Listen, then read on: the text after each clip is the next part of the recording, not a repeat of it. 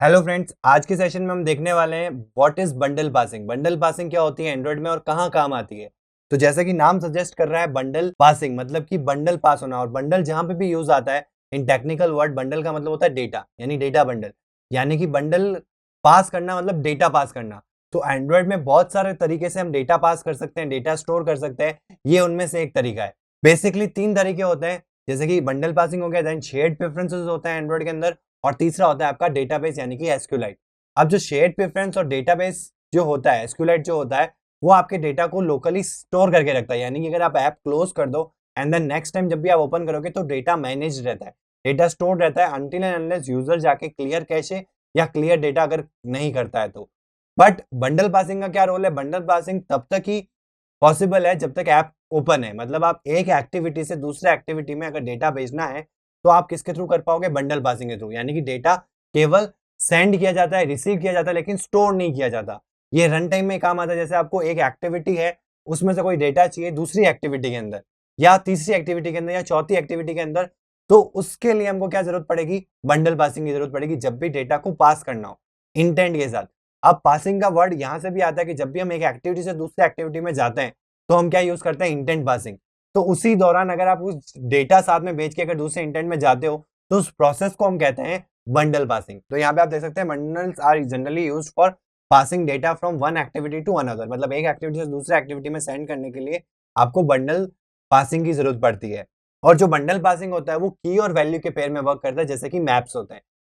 Maps में क्या होता है? की और वैल्यू का एक पेयर होता है, यानी कि एक वैल्यू अगर आपको स्टोर करवानी है या भेजनी है तो आप उसको किसके साथ करवाते हैं? की के साथ करवाते हैं। और यहाँ पे उसका कॉन्सेप्ट क्यों जरूरी है? क्योंकि अगर आप एक एक्टिविटी में मल्टीपल वैल्यूज भेज रहे हैं और दूसरी एक्टिविटी में अगर आप उसको रिसीव कर रहे हैं तो आप आइडेंटिफाई कैसे करेंगे कि कौन सी वैल्यू कौन सी है? मतलब मैं यहाँ पे नेम भी भेज रहा हूँ, फादर्स नेम भी भेज रहा हूँ और मल्टीपल यूजर की डिटेल्स जो है वो भेज रहा हूँ अलग अलग वैल्यूज बंडल पासिंग के अंदर। अब मैं जब गेट करूंगा तो मेरे को कैसे आइडेंटिफाई होगा कि ये फादर्स नेम है, ये मदर्स नेम है, ये स्टूडेंट नेम है? मतलब जो भी वैल्यूज है वो किस पर्टिकुलर चीज की वैल्यू है। तो उसके लिए हमको क्या करना पड़ता है? इसमें की का कॉन्सेप्ट होता है कि आप उस पर्टिकुलर की में उस रिस्पेक्ट का जो वैल्यू आप भेज रहे हो उसके रिलेटेड कुछ आप की दोगे उसकी, ताकि आपको ये आइडिया रहे।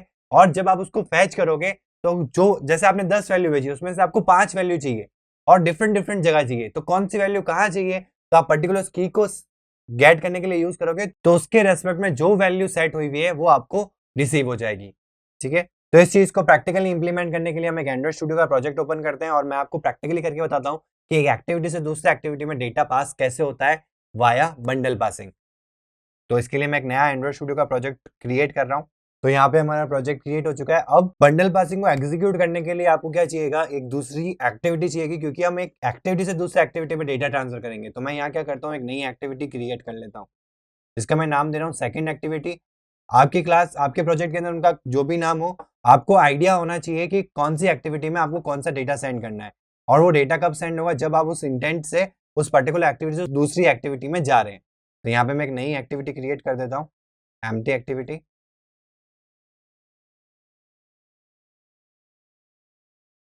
तो नई एक्टिविटी क्रिएट हो चुकी है। अब हम थोड़ा सा काम कर लेते हैं। मैं क्या करने वाला हूँ, पहली वाली एक्टिविटी में एक एडिट टेक्स्ट बनाने वाला हूँ। मतलब हम कुछ वैल्यू वहां पे इंसर्ट करेंगे, एक नीचे बटन टैप करेंगे, उस पर क्लिक करने पे हम इस एक्टिविटी में तो जाएंगे, सेकंड एक्टिविटी में, और जो वैल्यूज मैं यहाँ से एडिट टेक्स्ट में लेके आया हूँ वो मैं वहां पे आगे टेक्स्ट व्यू में दिखा दूंगा। दैट मीन्स यहाँ जो आपने एडिट टेक्स्ट में हम यहाँ पे वैल्यू जो सेट करेंगे वो आपको नेक्स्ट एक्टिविटी में दिख जाएगी। अगर ये चीज एग्जीक्यूट हो जाती है दैट मीन्स डेटा पहली एक्टिविटी से दूसरी एक्टिविटी में ट्रांसफर हो गया। ठीक है, तो मैं पहली एक्टिविटी में एक तो एडिट टेक्स्ट बना देते हैं हम और एक बटन ले लेते हैं।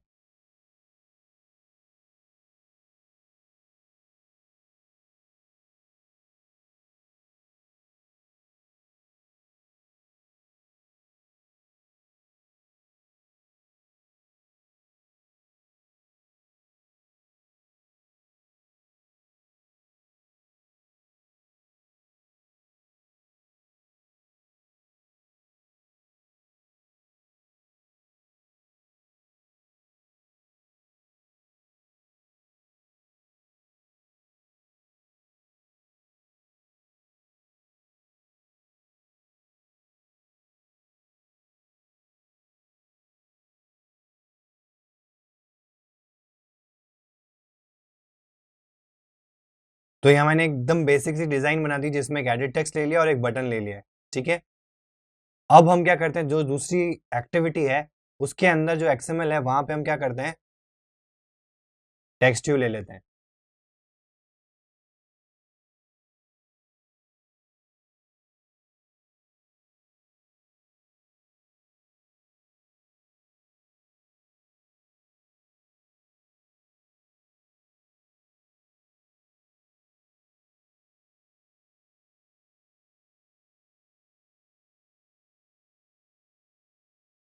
तो डिजाइन वाइज मेरा काम हो चुका है दोनों ही XML के अंदर। अब चलते हैं इनकी मेन एक्टिविटी के अंदर। तो मैं पहले वाले जो एक्टिविटी है उसमें आ जाता हूँ, जहां मैंने एक एडिट टेक्स्ट और एक बटन लिया था। तो दोनों की आईडी हम फाइंड कर देते हैं, edit text edt name, and एक हमने बटन ले रखा है तो btn नेक्स्ट।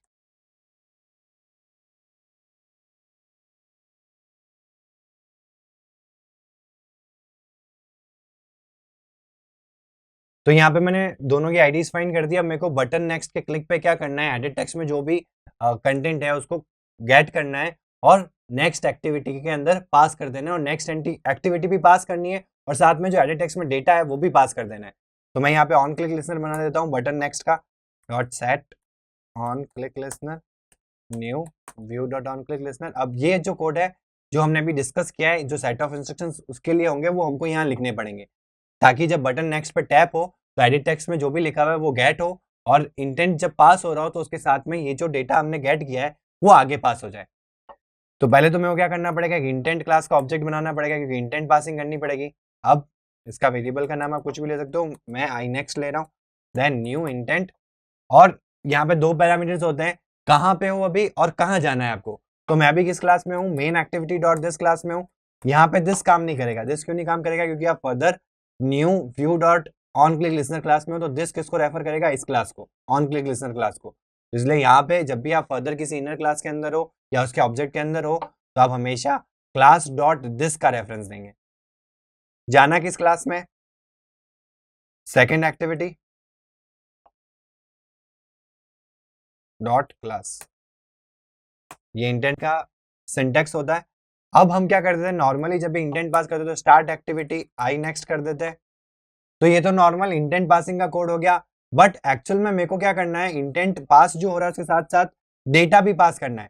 तो डेटा पास करने के लिए मेरे को क्या करना पड़ेगा, इसके बीच में, यानी जब इंटेंट बन चुका है और इंटेंट जा रहा है उससे पहले इसमें कुछ डेटा ऐड करना पड़ेगा। तो कैसे करेंगे, आई नेक्स्ट डॉट पुट एक्स्ट्रा, और यहां पे हम पुट एक्स्ट्रा जो मेथड है, ये मेथड ओवरलोडिंग है, आप देख सकते हो सेम नाम का मेथड है बट डिफरेंट डिफरेंट पैरामीटर्स है, देख सकते हैं आप। तो यहाँ देखो दो पैरामीटर्स है, एक स्ट्रिंग नाम से और बाकी जो है दूसरा पैरामीटर वो चेंज हो रहा है। यानी आप इन राइट हैंड साइड में जो भी पैरामीटर है इन सब टाइप की वैल्यूज को सेंड कर सकते हो, और जो लेफ्ट हैंड साइड में है वो आपके एक्चुअल में क्या है, की का काम कर रही है, जो कि हमेशा आपको स्ट्रिंग के अंदर ही देनी है। तो मैं यहाँ पे क्या करता हूँ, एक स्ट्रिंग वैल्यू सेट भेजूंगा, यानी कि नेम नाम से भेजूंगा, और कौन सी वैल्यू भेजूंगा, जो एडिट टेक्स्ट में वैल्यू है। तो edt name dot gate text, इससे हमको एडिटेबल फॉर्मेट में मिलेगा। हमको किस फॉर्मेट में भेज सकते हैं, स्ट्रिंग फॉर्मेट में भेज सकते हैं, एडिटेबल फॉर्मेट में नहीं भेज सकते। तो मैं इसको किस में कन्वर्ट कर दूंगा, स्ट्रिंग में कन्वर्ट कर दूंगा। तो ये सिंपल सा मैंने क्या किया, एडिट टेक्स्ट में जो भी वैल्यू है वो गेट करी और इस नेम की के साथ में आगे पुट एक्स्ट्रा में डाल दी। ठीक है, ये तो हो गया स्ट्रिंग के लिए। अगर आपको इंटीजर सेंड करना होता तो कैसे करते, सेम जितनी भी वैल्यूज आपको ऐड करनी है आप पुट एक्स्ट्रा लिखे और उसमें अलग अलग की के साथ, की सेम नहीं होनी चाहिए, हमेशा ध्यान रखना, क्योंकि अगर आप की दोनों की सेम रख दोगे या मल्टीपल वैल्यूज की सेम रख दोगे तो जब वहां पे फैच करोगे, मतलब दूसरी एक्टिविटी में जब आप गेट करने की कोशिश करोगे यानी कि रिट्राइव करने की कोशिश करोगे तो कंफ्यूजन क्रिएट हो जाएगा। जैसे एक की के ऊपर मल्टीपल वैल्यूज है तो कौन सी वैल्यू जनरेट होगी, समझ पा रहे हो। इसलिए तो की हमेशा यूनिक रहनी चाहिए, यानी कि जो लेफ्ट हैंड साइड में जो भी आप दोगे स्ट्रिंग के अंदर वो यूनिक होना चाहिए। ठीक है, तो यहाँ पे मैं फ्लैग वैल्यू, जैसे फ्लैग देते हैं वैसे दे रहा हूँ, तो फ्लैग नाम दे दिया और यहाँ पे मैं इंटीजर में वैल्यू दे देता हूँ 5। ठीक है, कुछ भी एक इंटीजर वैल्यू देनी थी तो मैंने इंटीजर वैल्यू 5 दे दी। ठीक है, तो ये सिर्फ आपको बताने के लिए कि यहाँ पे आप मल्टीपल वैल्यूज ऐसे पुट एक्स्ट्रा करके जितनी भी वैल्यूज आपको नेक्स्ट एक्टिविटी में भेजनी है वो ऐसे आप पुट एक्स्ट्रा करके ऐड कर सकते हैं। अब ये तो हो गया आपके सेंडिंग पॉइंट का काम, मतलब जहां से आप सेंड कर रहे हो वहां एंड का जो काम था वो आपने कर दिया। अब दूसरा एंड जो कि आपका सेकंड एक्टिविटी है, यहाँ पे भी तो कुछ कोड लिखना पड़ेगा जिससे कि वो डेटा रिट्राइव हो। तो उसके लिए हमको यहाँ पे कोडिंग करनी पड़ेगी। तो सबसे पहले तो मैंने इसकी XML में एक टेक्स्ट व्यू ले रखा है जहाँ पे वो जो डेटा हमको मिल रहा है वो हम डेटा वहां पे सेट करने वाले हैं। तो हम क्या करेंगे, यहाँ पे एक टेक्स्ट व्यू को पहले सबसे पहले तो हम यहाँ पे टेक्स्ट व्यू की ID फाइंड कर लेते हैं।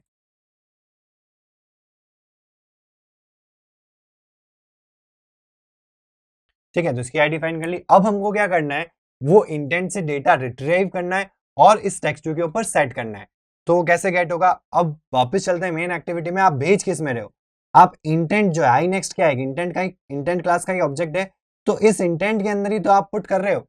तो अगर आपको गेट करना होगा तो इस इंटेंट से ही मिलेगा आपको। तो आपको सिंपल सा करना होता है गेट इंटेंट। इससे देखो इंटेंट मिल जाएगा जो इस एक्टिविटी के अंदर लेके आया है इसको। मतलब जब भी इंटेंट पास होता है तो एक एक्टिविटी से दूसरी एक्टिविटी में जाते हो, तो जो दूसरी एक्टिविटी में आप जा रहे हो वहां पे अगर मैं गेट इंटेंट करूंगा तो जिस इंटेंट से मैं उस एक्टिविटी में आया हूं उसका रेफरेंस मेरे को मिल जाएगा। तो मैं यहाँ पे पहले करूंगा गेट इंटेंट डॉट। अब यहाँ पे मेरे को क्या करना है, गेट मेथड लिखना है और यहाँ पे अब सारे मेथड अलग हो जाएंगे। अगर जैसे मेरे को स्ट्रिंग लेना है तो मैं क्या करूंगा, गेट स्ट्रिंग एक्स्ट्रा। मिल रहा है आपको, देखो यहाँ पे। ठीक है, एरे भी भेज सकते हो आप, एरे लिस्ट भी भेज सकते हो। आपको इंटीजर लेना है तो int extra, int array extra, integer array list extra. तो यहाँ पे बहुत सारे ऑप्शन, जैसे वहां पे क्या था, वहां पे मेथड ओवरलोडिंग हो रही थी, सिर्फ यहाँ पे राइट हैंड साइड में जो वैल्यू आप भेज रहे हो उसी से डिसाइड हो रहा था कि कौन सी वैल्यू वहां जा रही है। लेकिन जब आप गेट करते हो तो आपको मेथड पता होना चाहिए और मेथड उसी के नेम्स है। तो अगर आपको स्ट्रिंग गेट करना है, क्योंकि मेरे को यहाँ पे मैंने स्ट्रिंग में वैल्यू भेजी है, देख सकते हैं आप। तो मैंने जो edit text dot gate text dot to string भेजा ये स्ट्रिंग वैल्यू है। तो उसको गेट करने के लिए मेरे को क्या करना पड़ेगा, get intent dot get string extra. और यहाँ पे आपको वो की प्रोवाइड करनी है। अब की कौन सी है, जो आपने यहाँ पे दी है। तो मैं क्या करता हूँ, ये की को कॉपी कर लेता हूँ और यहाँ पे पेस्ट कर देता हूँ। अब ये मैं क्यों करता हूँ, ये सीधा सा आंसर ये है कि कई बार क्या होता है, हमको बहुत अच्छे से इंग्लिश आती है लेकिन फिर भी क्या होता है, हमसे गलती से मिस्टेक हो जाती है। अब उस केस में क्या होता है, जैसे हम हमारा माइंड भी जो है ना वो रीड नहीं करता। मैं आपको सिंपल सी मिस्टेक बताता हूँ, NAMA ही कर दिया आपने। ठीक है, वैसे तो ये इसका जो आर्टिफिशियल इंटेलिजेंस है ये आपको बता देगा कि आप में इस कोड में कहीं प्रॉब्लम कर रहे हो, लेकिन यहाँ पे आप देख सकते हो कि कई बार आपका माइंड इसको ना सही रीड करता है। तो इस चीज से बचने के लिए मैं क्या करता हूँ कि जो की वहां पे दी है, अगर फॉर एग्जाम्पल आपने गलती से यहाँ पे दिमाग में आपके नेम है लेकिन जब आप लिख रहे थे तब आपने NMA ही कर दिया, तो अब जब आप गेट कर रहे हो तो अब आपने स्पेलिंग सही कर दी, तो उससे फर्क नहीं पड़ेगा। प्रॉब्लम कहाँ क्रिएट हो गई, वहां अलग है, और जब आप गेट कर रहे हो तो वहां की अलग है। तो ये जो दोनों वैल्यूज है ये सेम होनी चाहिए। तो इसलिए मैं क्या करता हूँ, ये जो की मैंने यहाँ दी इसको मैं कॉपी करता हूँ और एज इट इज यहाँ पे पेस्ट कर देते हैं, ताकि ये जो प्रॉब्लम है वो आगे क्रिएट ही ना हो। ठीक है, अब मैं वापस इसको क्लियर करता हूँ। मैं आपको यहाँ बताता हूँ कि इसका रिटर्न टाइप क्या है। जैसे ही मैं गेट स्ट्रिंग एक्स्ट्रा करता हूँ तो आप राइट हैंड साइड में इसका रिटर्न टाइप दे सकते हो स्ट्रिंग। तो हमको यहाँ का करना पड़ेगा, एक स्ट्रिंग वेरिएबल लेना पड़ेगा। स्ट्रिंग का वेरिएबल लेते हैं हम यहाँ पे नेम नाम से और उसमें इसको स्टोर कर देते हैं। और फिर हम क्या करते हैं, आप डायरेक्टली भी इसको टेक्स्ट नेम पे सेट कर सकते हो, txt name dot set text। उस पर डायरेक्टली आप ये गेट इंटेंट वाला कोड लिख सकते हो, या फिर वेरिएबल में लेके आप वेरिएबल को यहाँ कॉल कर सकते हो। ठीक है, और दूसरी चीज जो मैंने इंटीजर वैल्यू ली थी, तो इंटीजर के लिए यहाँ पे हम क्या करेंगे, वही चीज get intent dot get int extra. Integer के लिए इंट एक्स्ट्रा हो जाएगा और यहाँ पे आपको की देनी है। तो की के लिए हम क्या करेंगे, यहाँ पे फ्लैग पे कॉपी करेंगे क्योंकि इसकी की यही है। फिर मैं आ जाता हूँ यहाँ पे सेकंड एक्टिविटी में, यहाँ मैं पेस्ट कर दूंगा। और दूसरी चीज यहाँ पे देखो, एक और चीज देनी पड़ती है इंटीजर के केस में। देखो स्ट्रिंग में अगर आपको कोई वैल्यू नहीं मिली, फॉर एग्जाम्पल आप गलत कोड कर रहे हो, या इसको ऐसे समझो कि ये एक सेंटर एक्टिविटी है, आप इस एक्टिविटी से इस एक्टिविटी में जब आ रहे हो तब तो डेटा सेंड कर रहे हो, तो आपने इधर कोड भी लिख रखा है रिट्राइव करने का, लेकिन इस एक्टिविटी में एक थर्ड एक्टिविटी और है जिससे भी आप आ सकते हो। समझ में आई चीज? तो जब आप उस थर्ड एक्टिविटी से सेकंड एक्टिविटी में आओगे तब ये सेम कोड एग्जीक्यूट करेगा, लेकिन उस थर्ड एक्टिविटी में आपने कुछ सेंड ही नहीं कर रहा है। वो तो आपने फर्स्ट से सेकंड आने के लिए सेंड किया था, लेकिन थर्ड से भी तो सेकंड में आ रहे हो अगर आप, और आप भूल गए कि वहां से भी कुछ वैल्यू सेंड करनी है, जरूरत ही नहीं है आपको सेंड करने की। अगर आप सेंड नहीं करना चाहते थर्ड से सेकंड आते वक्त तो आप नहीं करोगे। तो उस केस में क्या होगा कि यहाँ पे एरर जो है वो क्रिएट हो जाएगी कि get intent dot get string में कुछ मिलेगा नहीं। तो जब स्ट्रिंग में कुछ नहीं मिलता तो उसकी बाय डिफॉल्ट जो होती है वो एम्प्टी स्ट्रिंग होती है। लेकिन जब मैं इंटीजर की बात करूं, इंटीजर, फ्लोट, डबल, लॉन्ग, इनकी जब मैं बात करूं तो इन सब में क्या होता है, कोई डिफॉल्ट वैल्यू नहीं होती है।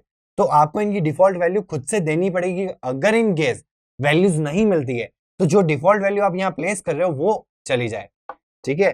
तो ऐप क्रैश होने से बच जाएगा। तो आपको यहाँ पे डिफॉल्ट वैल्यू देनी पड़ेगी।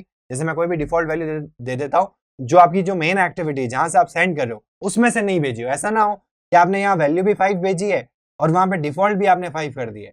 डिफॉल्ट तब है जब इसको वैल्यू नहीं मिलेगी, इस फ्लैग की के ऊपर कोई वैल्यू नहीं मिलेगी तो उसकी डिफॉल्ट वैल्यू क्या असाइन हो जाएगी, 0, क्योंकि इंटीजर की कोई डिफॉल्ट वैल्यू नहीं होती है, इसलिए हमको यहाँ पे मेंशन करना पड़ेगा। इसको मैं इसका रिटर्न टाइप भी मैं आपको बता देता हूँ। तो यहाँ पे जैसे ही मैं गेट इंट एक्स्ट्रा करता हूँ, आप इसका return type right hand side में देख सकते हैं इंट है, ठीक है। तो हम इसको किस में ले लेंगे, एक इंटीजर नाम टाइप का एक वेरिएबल बनाएंगे और उसमें मैंने इसको स्टोर कर दिया। अब इसको भी शो करवाने के लिए अगर अपन देखना चाहे तो हम सिंपल सा एक टोस्ट कर देते हैं, टोस्ट फ्लैग वैल्यू इज, और यहाँ पे मैं कॉन्केटिनेट कर देता हूँ ये फ्लैग वैल्यू, ठीक है। अब स्टार्ट करते हैं।